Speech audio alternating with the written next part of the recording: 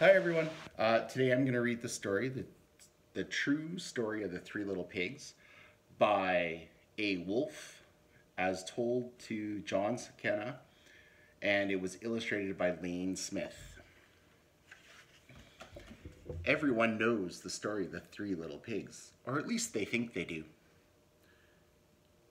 But I'll let you in on a little secret. Nobody knows the real story because no one has ever heard my side of the story. I am the wolf. Alexander T. Wolf. You can call me Al. I don't know how this whole big bad thing got started, but it is all wrong. Maybe it's because of our diet. Hey, it's not my fault. Wolves eat cute little animals like bunnies, sheep, and pigs. That's just the way we are. If cheeseburgers were cute, and folks would probably think that you were big and bad too. But like I was saying, the whole big bad thing is all wrong. The real story is about a sneeze and a cup of sugar. This is the real story. Way back once upon a time, I was making a birthday cake for my dear old granny. I had a terrible sneezing cold. I ran out of sugar. So I walked down the street to ask my neighbor for a cup of sugar. Now this neighbor was a pig. And he wasn't too bright either. He built his whole house out of straw. Can you believe it? I mean, who in his right mind would build their house out of straw? I don't know. So of course, the minute I knocked on the door, it fell right in. I didn't want to just walk into someone else's house. So I called, little pig, are you in? No answer. I was just about to go home without a cup of sugar for my dear old granny's birthday cake. That's when my nose started to itch. I felt a sneeze coming on. Well, I huffed and I snuffed. And I sneezed a great sneeze.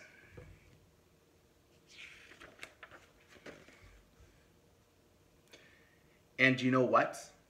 The whole darn straw house fell down. And right in the middle of the pile of the straw was the first little pig, dead as a doornail. He had been home the whole time. It seems such a shame to leave such a perfectly good ham dinner laying there in the straw, so I ate it up. Think of it as a big cheeseburger just laying there. Would you eat it? I was feeling a little better, but I still didn't have my cup of sugar, so I went to the next door neighbor's house. This neighbor was the first little pig's brother. He was a little smarter, but not much. He had built his house out of sticks. I rang the bell on the stick house. Nobody answered. I called, Mr. Pig, are you in? He yelled back, go away, Wolf, you can't come in. I'm shaving the hairs on my chinny chin chin.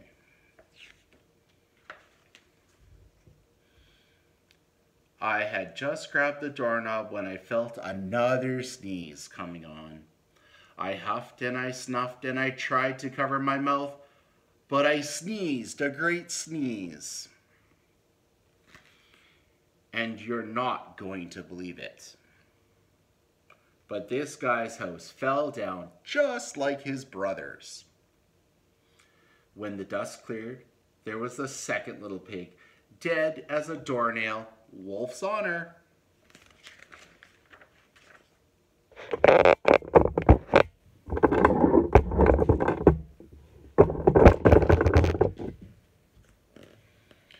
Now you know food will spoil if you just leave it in the open. So I did the only thing there was to do. I had dinner again.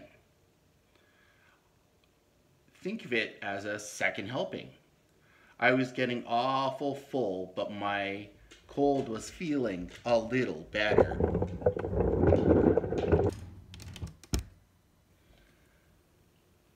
And I still didn't have that cup of sugar for my dear old granny's cake. So I went to the next house. This guy was the first and second little pig's brother. He must have had all the brains in the family. He had built his house out of bricks. I knocked on the brick door. No answer. I called, Mr. Pig, are you in? And do you know what that rude little porker answered? Get out of here, wolf. Don't bother me again. Talk about impolite. He probably had a whole sack full of sugar. He wouldn't even give me 1 cup for my dear sweet old granny's birthday cake. What a pig.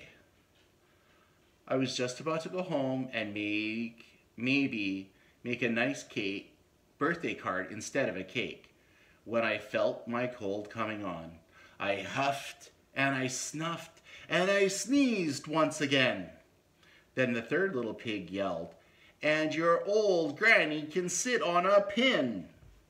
That's not very nice. Now, I'm usually a pretty calm fellow, but when somebody talks about my granny like that, I go a little crazy. When the cops drove up, of course, I was trying to break down the pig's door, and the whole time I was huffing and puffing and sneezing and making a real big scene.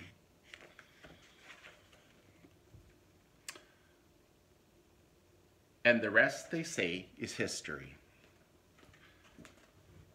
The newspapers found out about the 2 other pigs I had for dinner. They figured the sick guy was going to borrow a cup of sugar didn't sound very exciting. So they jazzed up the story with a lot of huffing and puffing and blowing your house down and made me the big bad wolf. That's it. The real story. I was framed. But maybe you could loan me a cup of sugar.